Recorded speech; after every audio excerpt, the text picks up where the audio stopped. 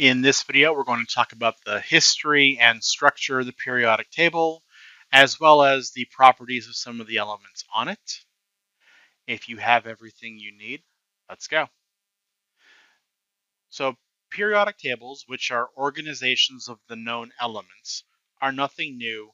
There have been a bunch of them over time, even before the first widely recognized one, right? But the first table to actually gain real traction because of its predictive power was created by a Russian chemist, Dmitry Mendeleev, in around the mid 1860s. The way that he created his table was that he took a bunch of note cards, and on each note card, he wrote out the name of an element, its mass, and a bunch of its properties. And then he went about organizing these elements by increasing mass. And what he noticed was that every few elements, the properties started to repeat.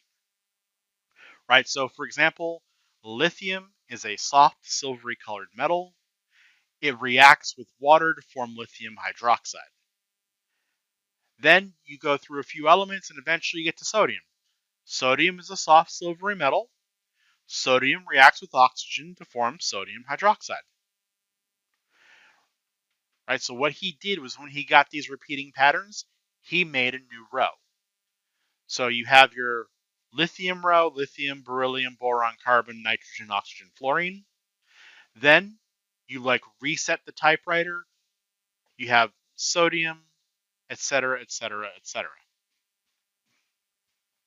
Now, this was really nice because, again, there were a lot of predictive properties that you could make based on an element's place on the table. So you could predict that lithium and sodium and potassium and rubidium all have similar properties because they are all in the same space on the table. This wasn't perfect trend though, right? So for example, if we look at arsenic on this table should be right underneath zinc. The problem is arsenic doesn't have the same problems as aluminum or UR, which is the element that wound up becoming indium. Right? So the properties of arsenic didn't fit in very well in that spot on the table. It fit in much better between phosphorus and Sb, which is antimony. So what Mendeleev did was he moved arsenic down 2 spots on the table to be in a place where its properties better matched, and then theorized, well, there are just 2 elements that we haven't discovered yet. And these are what I think their masses are going to be based on the data that I have available, and these are what their properties are going to be based on the information we have available.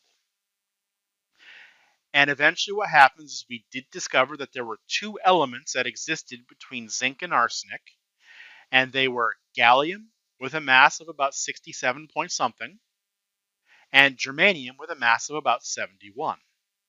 And the properties that he predicted for gallium and for germanium matched almost spot on. Right, so this table, really good predictive power. Again, properties didn't line up entirely well based on increasing masses. So what we had to do is we had to modify it a little bit more, and this took the discovery of the nucleus and the discovery of protons. Right, so now we get the modern periodic table after we discovered protons and atomic number. What we do is instead of organizing by mass, we go from low number of protons to high number of protons. And we then follow the same structure that Mendeleev had for his table. Whenever properties repeat, new row. The rows that we have are called periods.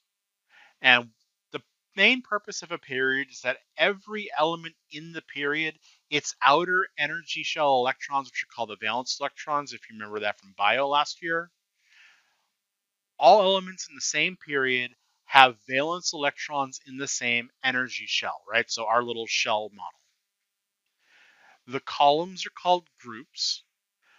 Every element in the same group has similar properties chemically and physically, right? So lithium, sodium, potassium, rubidium, cesium, all of those are silvery metals. All of those are very soft. You can cut them with a spoon. All of them react with water. All of them form the metal hydroxide when you react them with water. It's just that as you go down, the metals get softer, and the reactions get much more violent. Right? So we can predict the properties of elements based on the other elements around it in the table. And what we have here is we have our modern periodic table. Now, if you notice those two rows at the far bottom that are labeled lanthanides and actinides, those two rows actually belong in those blank boxes. The first one that says 57 to 70, the second one that says 89 to 102. The reason why we don't put them there is we kind of want the periodic table to fit nicely on a piece of printer paper, right? But this is our periodic table. Now, we can divide this table into a few different regions. First thing we have to look for, though, is you see that very obvious red staircase line on the right-hand side of the picture. That's going to be our dividing line. Anything to the left of that line is a metal. Everything above that staircase line is going to be a nonmetal. The elements in darker blue, which border that line, those are called metalloids or semimetals. Now, since we have our metals and we have our nonmetals, let's start talking about their properties. So, properties of a metal. All metals, except for mercury, are solid at room temperature. Mercury is a liquid. All metals conduct heat and electricity. Metals are malleable. Malleable means that you can pound it into a sheet and you can bend it and fold it and do whatever you need to. Metals are ductile, which means that we can turn them into wires. And metals are often typically shiny or what we call lustrous. Nonmetals? Nonmetals can be any state. There are some nonmetals that are solid, like phosphorus and carbon and sulfur. There's one liquid, which is bromine. And there are a bunch of gases like fluorine, chlorine, oxygen. Metal or nonmetals, are insulators. That means they do not conduct heat, they do not conduct electricity. Metals are also not malleable or ductile. They are brittle. So that means that if you hit them, they shatter into tiny little pieces. And most solid nonmetals aren't lustrous. Iodine is kind of lustrous because of the way that it forms, but the vast majority of them aren't. Now, because I didn't have room on here to do a 3 comparison, we'll talk about metalloids. Metalloids have some properties of metals, some of nonmetals, right? They're kind of in between, which matches their place on the periodic table. All metalloids at room temperature are solid. Metalloids are semiconductive. That means they conduct a little bit, and the amount they conduct is based on how much electricity you try to pass through them. Metalloids are very brittle, right? So you can't pound it into a sheet, you can't draw it into a wire.